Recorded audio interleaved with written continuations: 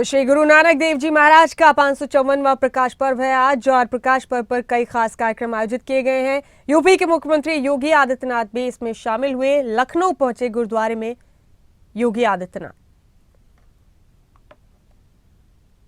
वह सिख गुरुओं की और इस सिख पंथ की स्थापना का माध्यम भी बनता गया। एक पक्ष साधना का है, भक्ति के माध्यम से साधना का पक्ष, और दूसरा पक्ष जो लोक कल्याण के माध्यम से राष्ट्र कल्याण का मार्ग प्रस्तुत करना। आप याद करिए, भक्ति के माध्यम से भी व्यापक जन जागरण के कार्यक्रम के माध्यम से हम राष्ट्रीय चेतना को जागरूक कर सकते हैं। पूरी निर्भीकता के साथ उस कालखंड में बाबर के अत्याचारों के खिलाफ आवाज बुलंद कर सकते हैं। यह गुरु नानक देव जी ने उस कालखंड में करके दिखाया। जाति पाति के बंधनों से हम मुक्त रहें, किसी भी प्रकार की संकीर्णता से मुक्त रह करके हम कार्य कर सकें, यह प्रेरणा भी गुरु नानक देव जी ने उस समय हमें दी। और दिव्य गुणों से उत्प्रोत किस रूप में थे, यह तो हम सबके सामने मक्का की वो घटना भी सामने आती है। जब वे जाते हैं वहां के पवित्र मस्जिद में, जब वह आराम कर रहे होते हैं और वहां का मौलवी इस बारे में कहता है कि आपने पैर उधर क्यों कर रखे हैं, जहां मदीना की ओर क्यों कर रखे हैं। तो उन्होंने कहा कि भाई मुझे तो बताओ, जहां ईश्वर का अंश नहीं है मेरे पैर उधर कर दो। देखा कि जहां गुरु नानक देव जी के पैर वह करता है उधर ही उनको मदीना दिखाई देता है। और तब उन्होंने कहा, एक ही ईश्वर सर्वत्र व्याप्त है। एक ओंकार की बात उन्होंने की।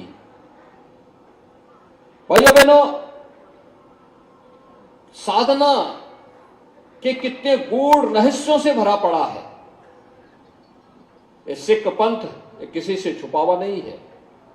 गुरु नानक देव जी ने उस परंपरा को जिस मजबूती के साथ आगे बढ़ाया, वह साधना से भक्ति की प्रकाष्ठा को पार करते हुए, आगे बढ़ते हुए, व्यापक धर्म जागरण के कार्यक्रम के साथ जुड़ते हुए आने वाले समय में देश और धर्म की रक्षा करने के लिए जिस रूप में कार्यक्रम आगे बढ़े, यह गुरु तेग बहादुर जी और गुरु गोविंद सिंह जी महाराज और उनके 4 साहबजादों के बलिदान के साथ साथ हजारों सिखों के देश और धर्म के लिए बलिदान की कथा देश के लिए एक नई शक्ति देती है, एक नई प्रेरणा प्रदान करती है।